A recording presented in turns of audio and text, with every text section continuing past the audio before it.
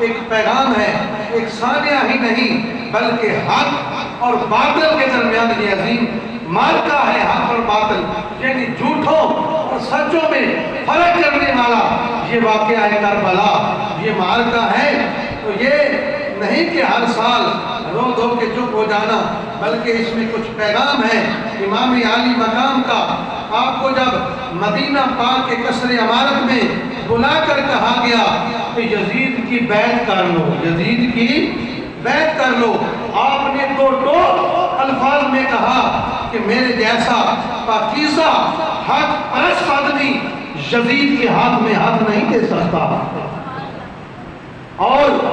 چاہے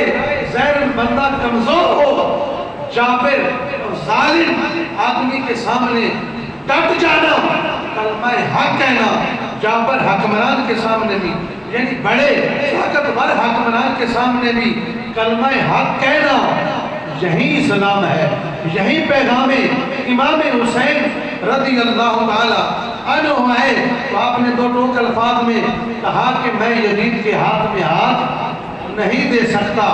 آج ہمیں بھی ووٹ دیتے ہوئے یہ سوچنا ہوگا کہ ہم ووٹ کس کے ہاتھ میں دے رہے ہیں۔ اگرچہ ہمارے کسی حکمران کا بھی کوئی حال نہیں ہے، دین کے حوالے سے جو سستیاں ہیں، بہرحال